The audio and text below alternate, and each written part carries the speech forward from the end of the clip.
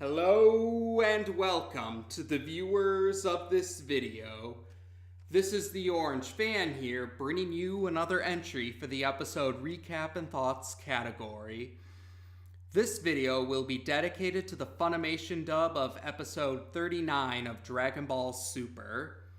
So we start this episode with Goku powering up to Super Saiyan Blue, ready to take the fight with Hit to the next level.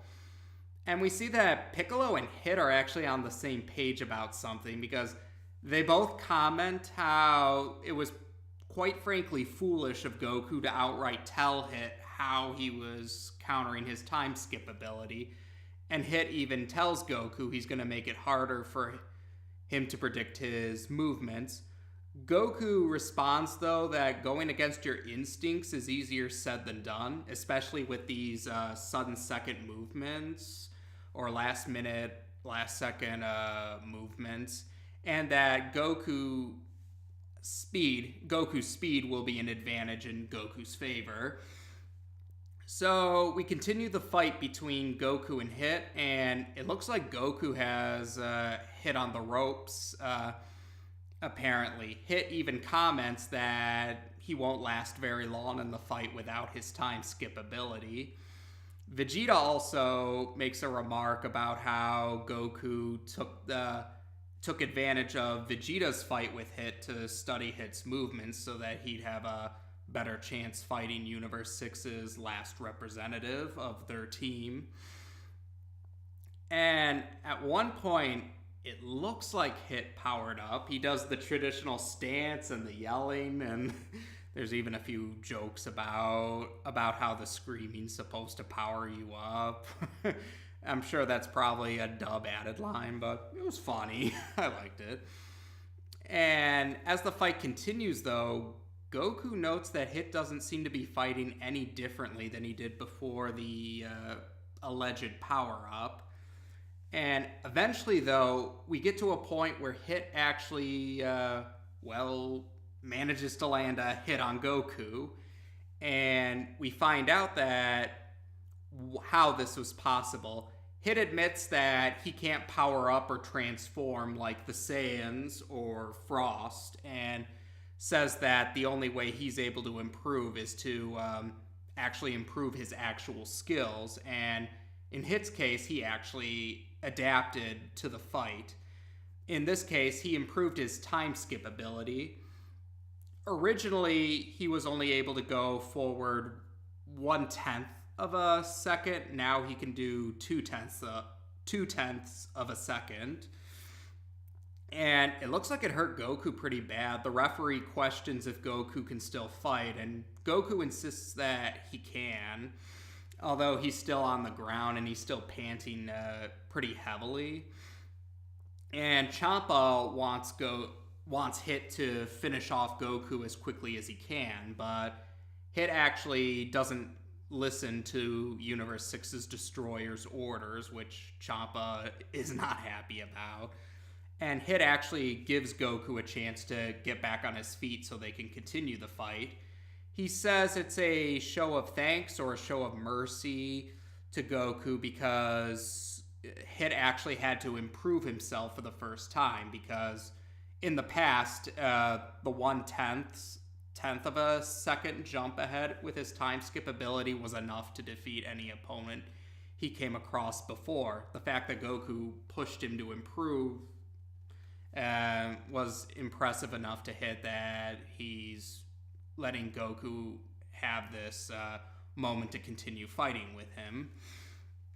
Now, Goku's trying to think about how he can anticipate Hit's moves with 2/10 of a second now, and how many hits he can endure before landing a blow on Hit himself. But Hit actually outright tells Goku he pieced together what Goku is thinking, and we see Hit's not done improving his time skip ability. This time he can jump half a second ahead of time, and he manages to lay quite a barrage of attacks on Goku, and it looks like Goku is down again, but Hit is surprised that Goku actually managed to get back up again. And Goku says it wouldn't be fair to Hit if he called it quits now. And he explains he wasn't trying to deceive Hit. It's not that he wanted Hit to think he was stronger than he actually was. It's just that Goku does have a new technique up his sleeve, and he's still experimenting with it. It's still not fully ready, as Goku puts it, but he thinks that he has no choice but to use this technique now. He was actually hoping to use it sometime after the tournament. He was hoping to use it in a rematch against Beerus, actually. So Goku prepares to power up a lot, and Choppa's pretty much urging Hit to just finish him off now while he's powering up because he doesn't want to know what he has up his sleeve. But Hit actually allows Goku the chance to power up, again showing his appreciation for Goku pushing him to improve. So when Goku's all powered up, he finally reveals what he has planned.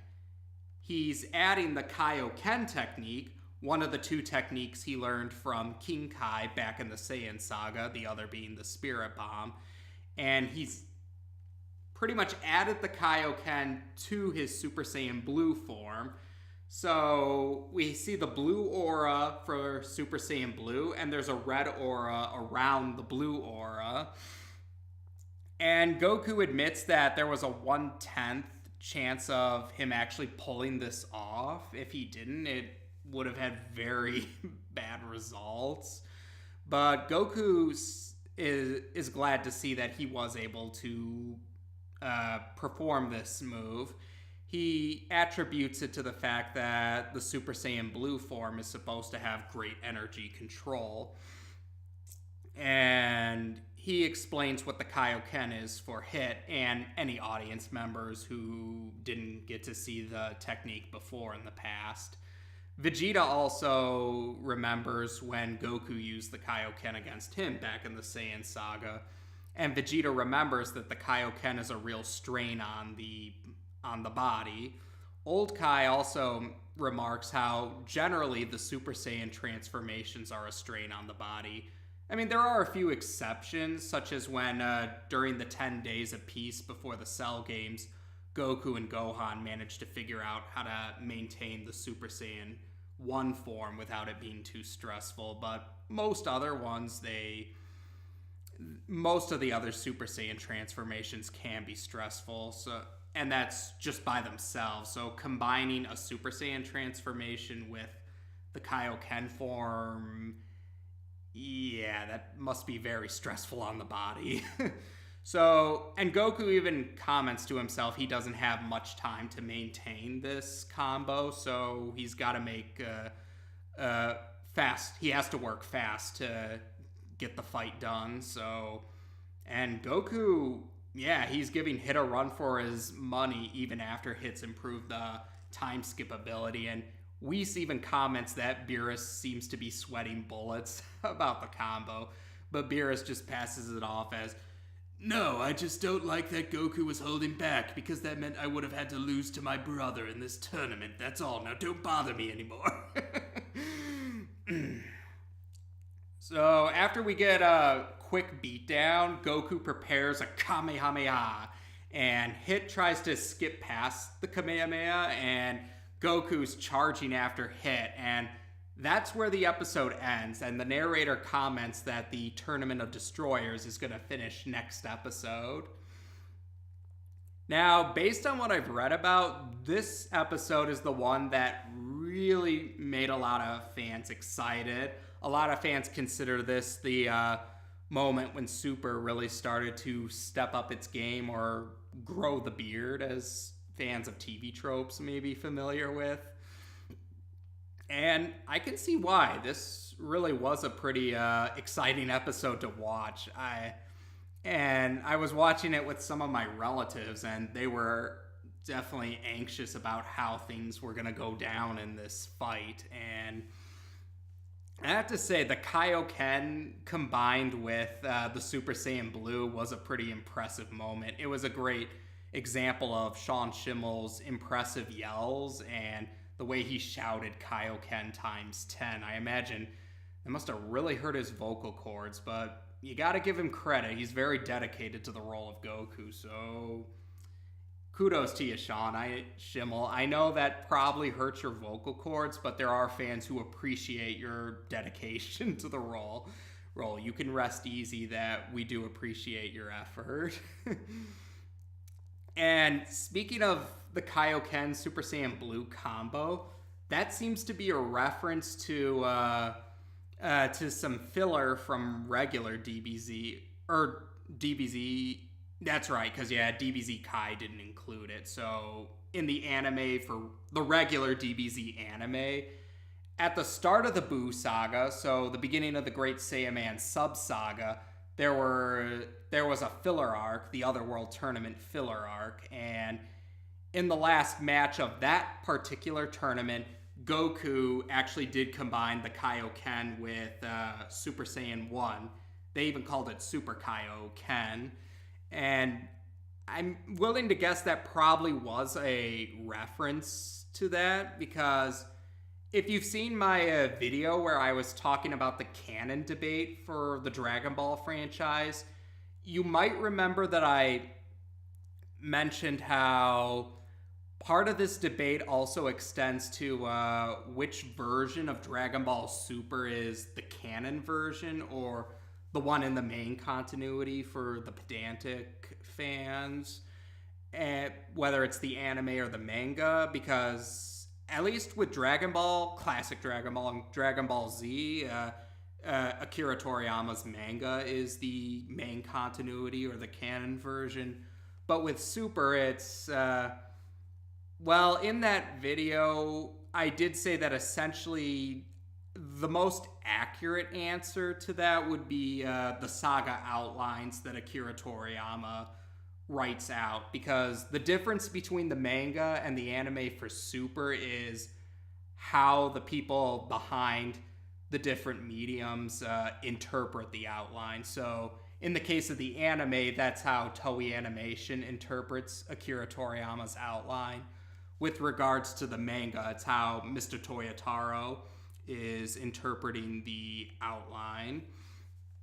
And in what I'm getting at is, for the case of the Kaioken Super Saiyan Blue combo, that was just in the anime.